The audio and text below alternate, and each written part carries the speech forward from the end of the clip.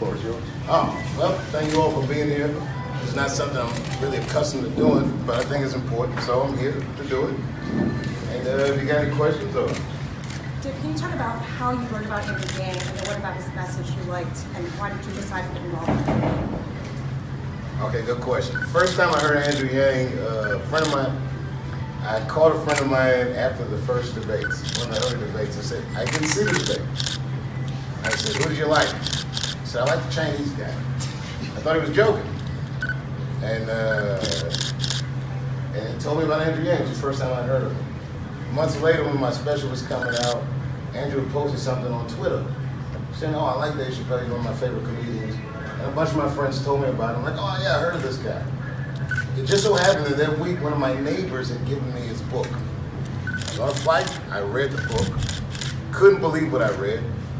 So I had my wife reach out to his campaign.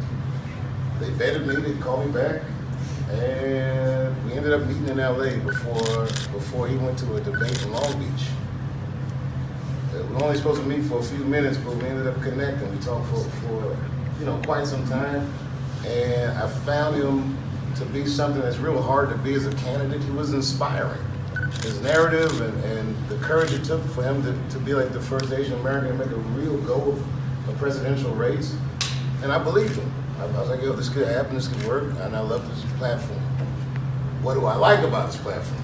Okay, I don't know if you guys seen it. There's a movie called American Factory that my neighbors made. The people who made that film live close to me, and the factory that they speak about in the film is not far from my home. And it tells a real important story of what's happening in Dayton, Ohio. Dayton, Ohio has like a third of the people there living below the poverty line. If you would take a poll in Dayton and say, what would you rather have, $12,000 a year or health insurance? Everyone's taking the money. Like health insurance is great, but groceries are necessary too. And people in Dayton are having a hard time getting the things they need. I started imagining what a universal basic income would do for my community, and it would save it almost instantly. We recently suffered, mass shootings and all kinds of, everything that happens in the news happens in our backyard in Dayton, the opioid epidemic, all of these things. And I like the idea of giving people choices, putting the money in their hands and giving them the choices. They would consider things that aren't even an option to consider now. And they can do things that aren't an option to do. And that part of his platform I found incredibly exciting. More importantly, you'll hear people say stuff like make America great again. Well, how about make America feel better again? And I think his platform handles a lot of the emotional content of what being an American is like. Being a homemaker, not being under-recognized, or a worker and being under-recognized. The fear of not being able to pay your bills. This would alleviate a lot of the bad feelings in the country almost immediately. And it's something that I think anyone can get behind. It's an important idea, and for some reason I feel like it didn't get the appropriate media coverage. There's a lot of controversies going around this particular election cycle, and I also like Andrew's pragmatism. I don't look at Trump supporters as my enemy at all. I understand why people vote for Trump. I understand people are desperate, and I think that Andrew's right. You run against the reasons that Trump got elected. I got friends on both sides of the political aisle. I got fans on both sides of the political aisle. A lot of people say professionally it's not wise to support any candidate, but this idea is so good that I think it should exist. And I think the fountainhead of many of the good ideas on the table this year are coming from a single source, Andrew Yang. And for some reason, no one's paying attention to this guy's the origin of a platform that really does address where I think the country needs to go. It's a good plan.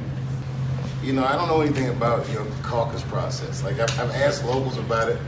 They say it's like playing musical chairs. But I know it does set the tone for the rest of the election. What I'm trying to do is make people aware of an option that I think is fantastic. People are always going to do what they want to do. I don't want to be insulting to people and say, I'm a nightclub comedian. That's what I do. I'm not an expert on anything, but I live in Dayton. I understand why this platform is formidable, and I'm supporting it. I really do think it's an important, Martin Luther King came up with a universal basic income. No one's ever run on this before. It's very exciting. I'm very inspired. Mr. Yang, can you talk about your first meeting with Mr. Chapelle? He was just talking about how You guys spent a long time discussing all of your ideas. It's a thrill to sit down with Dave. I've been a fan for years. And we bonded over the fact that we're both dads. We both have the same hopes and dreams for the future of this country, that we can improve our own way of life. And Dave's such a profound thinker in so many ways. I mean, I think you're more than a nightclub comedian. Just laid it out there, Dave. That it felt like something had brought us together, mainly his wife, actually. Something had brought us together to take this message to the country. And I'm thrilled to have Dave here talking about the ideas of this campaign. I'm thrilled to have Dave associated with the Yang Gang in any form. And sitting down with him was a thrill. Being here today with him is a thrill. Having him come to Iowa to help spread the word is awesome. And it just goes to show what a class act Dave is, what a patriot. He wants what's best for the country. And it's not necessarily the norm for someone of Dave's stature as a celebrity to come and throw down with a political candidate or campaign. And that just speaks to the kind of man Dave is, and I appreciate the hell out of him. Thank you. I mean, it's pivotal, but like Andrew Yang projected, like so many experts project, the job market will change so much in the next decade.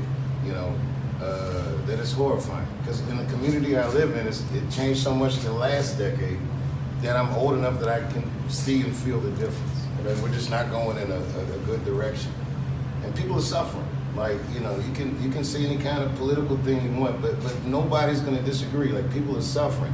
I live near it. I've done so well in the last few years. The wealth disparity between me and my neighbors is immense. It's heartbreaking. And if you know that a third of the people up the street can't buy groceries, then you start to feel an imperative of concern. It's not the kind of thing that I would just like in secret and hope for the best. I said, well, I should say something. You know, if people listen to me, so be it. If they don't, so be it. But I know I'm doing my civic duty by just saying the thing that I believe in. This is without irony or punchline. I'm just telling you, this guy's got some great ideas. You should check it out. I think you would probably agree.